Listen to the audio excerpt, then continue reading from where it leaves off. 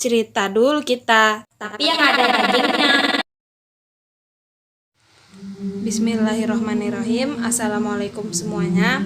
Di video ini aku bakal nyeritain ke kalian semua tentang kisah Azazil. Siapa itu Azazil?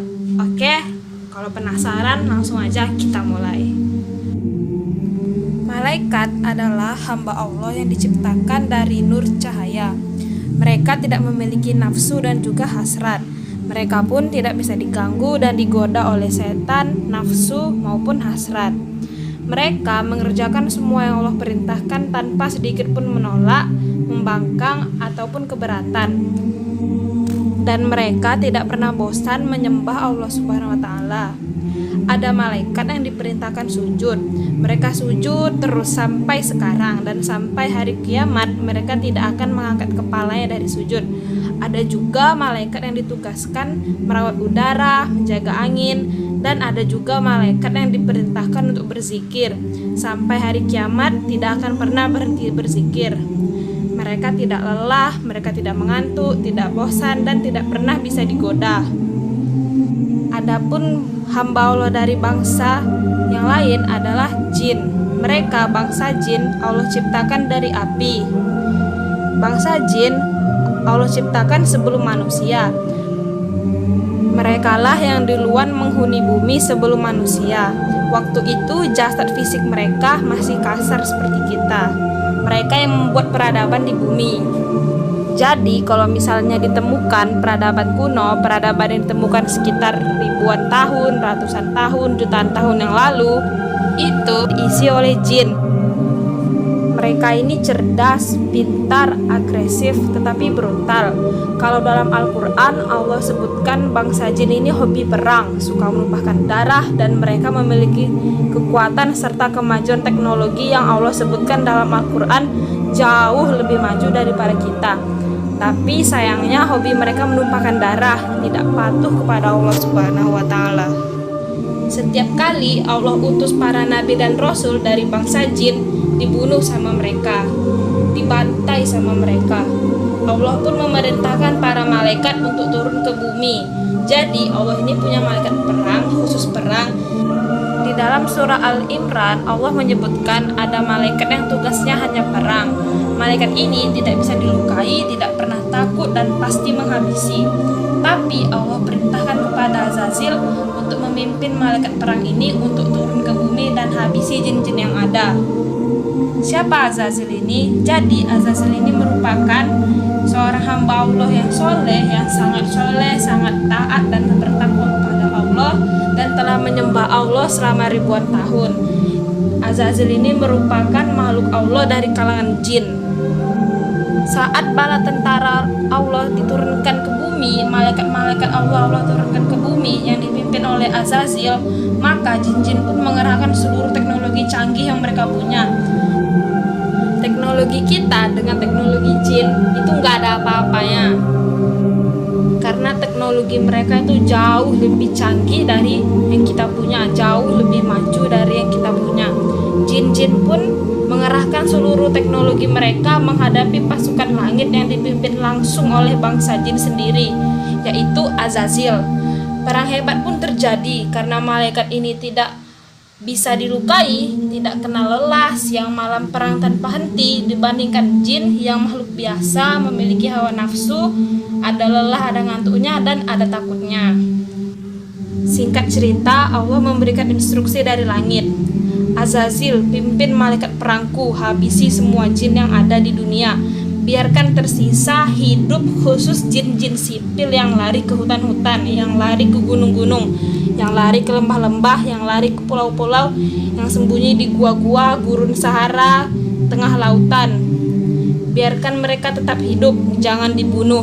Walau perintah ini terasa berat karena yang harus dihabisi adalah bangsa jin, bangsanya sendiri, Azazil pun sami'na wa ta'na. Jadi tempat-tempat yang disebutkan tadi, hutan-hutan, gunung-gunung, lembah-lembah, gurun Sahara, goa, tengah lautan, ini menjadi tempat peradaban bangsa jin. Karena itulah Nabi SAW mengajarkan kita, kalau masuk ke daerah ini baca ini, masuk ke daerah sini baca ini, masuk ke daerah situ baca ini, agar kita dijaga oleh Allah, agar Allah turunkan para bala tentaranya dari kalangan malaikat melindungi kita. Karena tempat itu adalah markasnya setan. Di sanalah mereka membuat peradaban. Jadi karena itulah banyak mahasiswa-mahasiswi pecinta alam, pendaki gunung dan sebagainya, banyak yang hilang, banyak yang mati, banyak kesurupan dikarenakan tidak dibekalkan ilmu dan baca doa meminta perlindungan kepada Allah. Karena tidak mengamalkan doa yang disampaikan oleh Nabi SAW. Setelah menyelesaikan misi itu, Allah pun berfirman, "Aku hendak menjadikan khalifah di bumi." Khalifah di sini yaitu manusia. Di sini Azazil pun menunjukkan protesnya, tetapi dengan cara tidak langsung pada Allah. Namun dia bisikin nih ke malaikat-malaikat yang ada dan disuruhnya malaikat yang ngomong kepada Allah. Apa kata Azazil? Jadi gini deh ngomong. Kita menghabisi bangsa jin karena mereka durhaka kepada Allah, karena mereka hobi perang dan melupakan darah. Kalau seandainya makhluk baru Allah ciptakan, pasti akan terulang kisah berikut yang sama. Katakan pada Allah, cukuplah kita saja makhluk khusus menyembah Allah, kita tidak akan durhakai Allah.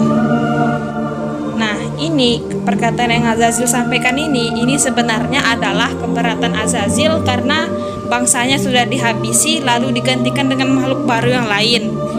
Karena Azazil tuh nggak terima sebenarnya. Oleh karena itu, malaikat pun berkata kepada Allah, "Apakah engkau hendak menjadikan orang yang merusak dan menumpahkan darah di sana, sedangkan kami bertasbih memujimu dan memujikan namamu?"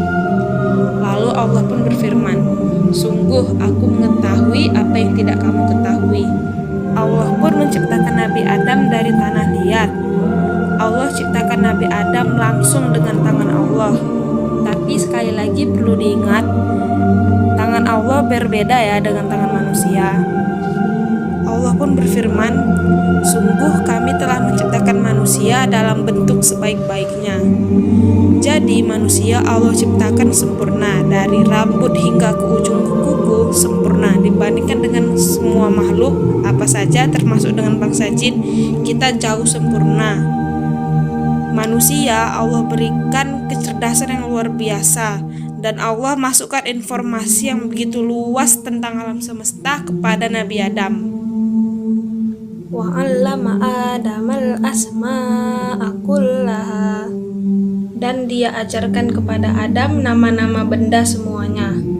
Kedengkian pun hidup dan menyala dalam dada Azazil.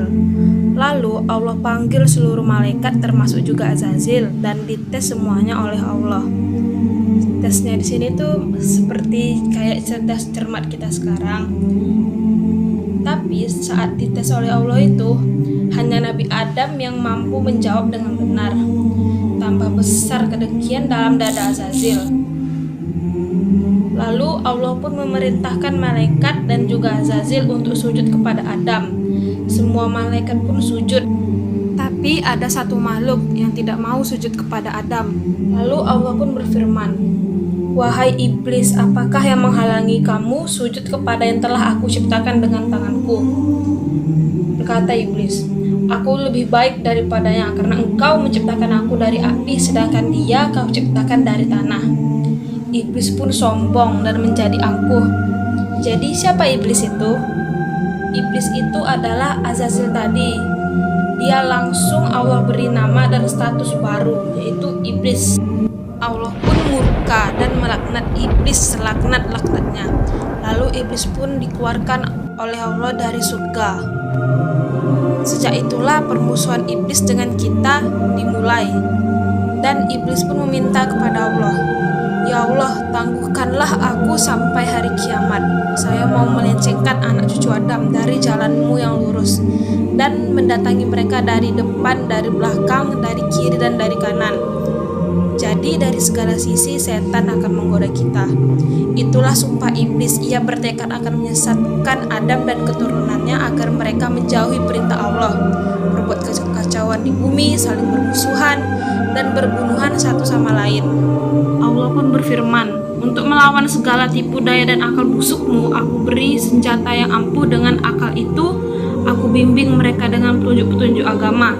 Aku tuntun mereka ke jalan yang benar. Dengan akal itu, manusia akan mampu membedakan mana yang benar dan mana yang salah. Siapa yang tidak menggunakan akalnya, tentu dapat kau sesatkan. Mereka yang sesat itu akan mempertanggungjawabkan perbuatannya padaku di hari kemudian. Mendengar firman Allah, iblis semakin benci kepada Adam. Ia kemudian mendekati Adam, diperiksanya seluruh tubuh Adam. Ia ingin mencari titik kelemahan Adam. Dipikir-pikir dia, dicari-cari dia, akhirnya dapat ditemukannya, yaitu nafsu. Nafsu cenderung melakukan perbuatan yang buruk. Bila manusia cenderung menurutkan hawa nafsunya, maka sangat mudah bagi iblis untuk menjerumuskannya.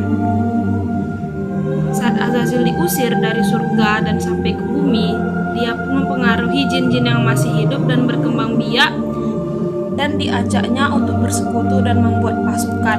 Maka setan adalah seluruh jin yang bergabung dengan kerajaan iblis, dan ia pun mengerahkan seluruh bala tentaranya untuk menggoda dan menyesatkan anak cucu Adam.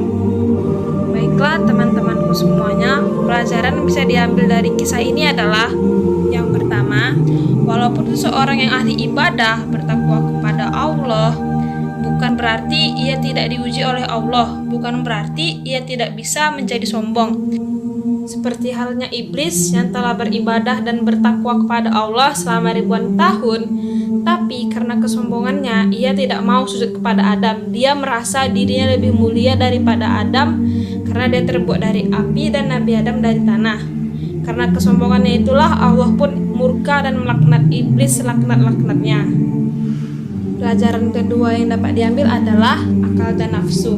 Akal adalah senjata kita yang Allah berikan untuk membedakan yang benar dan salah, sehingga kita bisa mendapat petunjuk-petunjuk yang Allah berikan. Tapi di saat kita menuruti hawa nafsu kita, disitulah jalan bagi iblis untuk menggoda kita.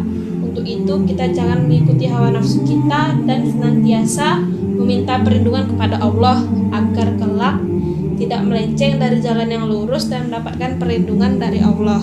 Semoga dengan cerita kali ini bisa menambah keimanan kita dan kita bisa mengamalkannya dalam kehidupan kita. Oke, mungkin itu aja yang bisa aku sampaikan ke kalian. Jika kalian ada tambahan pelajaran atau hikmah lain dari kisah ini, bisa komen aja di kolom komentar di bawah. Sekian video kali ini, kurang lebihnya mohon dimaafkan.